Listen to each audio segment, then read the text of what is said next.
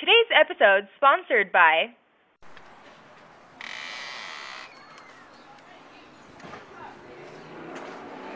When I'm sneaking around, I like to remain as undetectable as possible. That's why I use Secret. Made for a woman, strong enough for a man.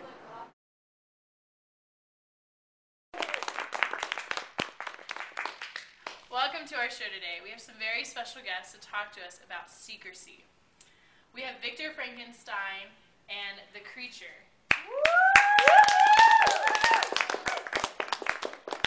So we all know about your stories, but why you're here today is about secrecy. So we really want to know what's going on in your mind and what brought about this. So, can you tell us a bit about your upbringing and childhood, and what prepares you to make these decisions and bring you to lying in secrecy? Well, my childhood was pretty sheltered. I didn't really have much experience with these kinds of things before, with these horrors and these tragedies. I created these ideas in my head that I was immune to the consequences of my actions. I never really noticed or saw what I was doing was wrong until it was too late. All right. Now I'm going to ask the Creature a question. Okay, so you've had a lot of troubles, right? And this must be really hard for you today to be here in front of an audience and to be in front of humans, especially with your encounters that you've had with them. It feels good to speak openly of the events in my life. My initial interactions with mankind were very unpleasant. As a result of how they treated me, secrecy seemed the only answer to my own self-preservation. Judging from their responses, I've given no reason for them not to act in that way. Their initial instinct of hatred of my appearance and of me only comes natural.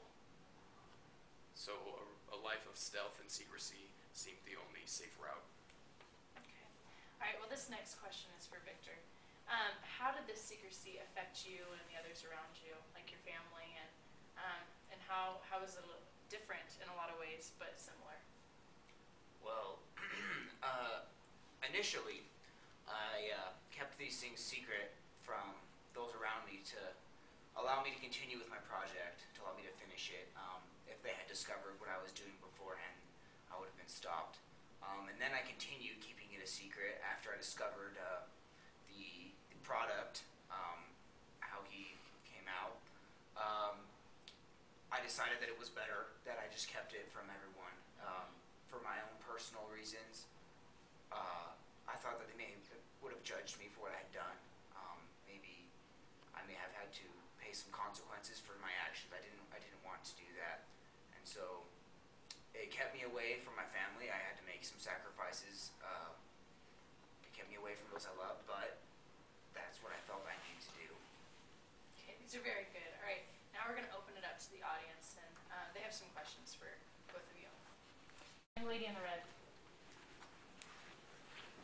So, Victor, I know that you had to sneak into the graveyards at night to get the body parts, and I was just wondering, how would you keep that a secret? Not that I would ever be thinking about doing something, but how would you keep from anybody knowing about it? Well, at the time, I had no inhibitions about superstitions or anything like that. I was able to move around at night unseen, and for me it was exciting. It was something I was able to do by myself, and it was a rush for me. I felt powerful when I did it, running around at night, no one knowing where I was doing or where I was. Okay, lady with the black shirt. Victor, what was your thought process behind keeping secrets? Why did you keep them? Yes, well, with the dream of overcoming pain and death fresh in my memory, it was easy for me to deceive myself into believing that what I was doing was justified, and that the ends would justify the means. Lady in the pink. I have a question for Victor. Why did you keep your project a secret from your family and especially your professors? Did you not think that they could help you out with it? That's all.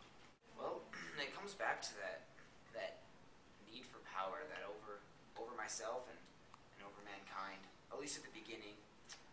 But then, as the horror of what I had done dawned on me, I kept things secret from my family and friends, my colleagues, specifically to protect them, to protect myself from really the consequences of the things I'd done. I didn't want them to be exposed to these horrors, and I wanted it all to go away. I wanted to keep it out of my life. Yes, sir. Victor, I have a question for you. The existence of your creature is a big deal. Weren't you nervous that he would reveal your secrets?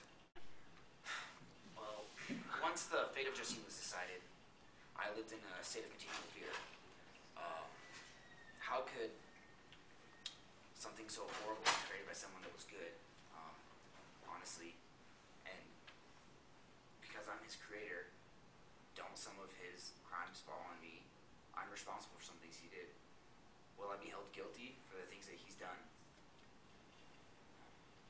The answers to those questions are some of the things that terrify me the most. Yes, ma'am, agreed.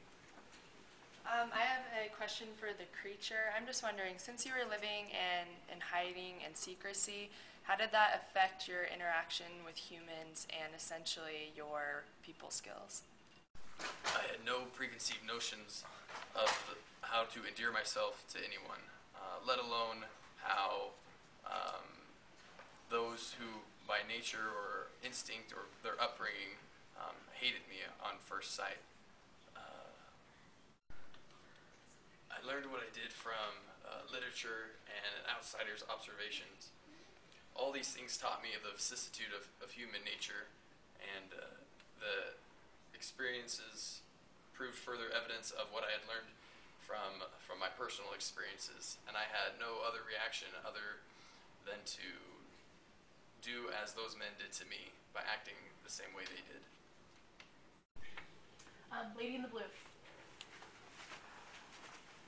My question is for Victor. I was just wondering why you didn't reveal the truth when you had the chance when Justine was accused of killing William.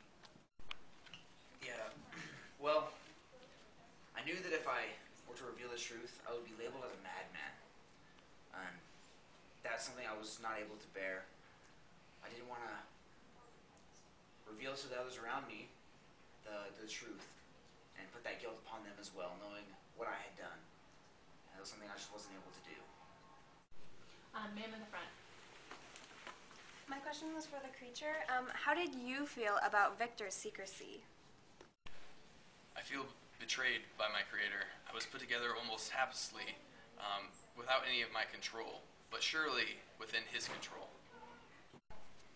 I was cast aside almost as Lucifer in Paradise Lost, that I was an outsider looking in, that I was looked upon with loathsome and disgust in this hideous form. I am definitely a product of my circumstances and my creator. I could have been cared for much more than I was, even if almost not at all. As I sought my revenge on my creator, I saw that his life of secrecy hurt him much more than it hurt me. I sought that he would feel the same hurt that I had felt, the same pain that I had gone through. Because I wished only for him to hurt as I had hurt, for him to be alone as I was alone. And as I sought my revenge on him, I saw that his secrecy put him in a place of isolation much more than I could have ever done on my own.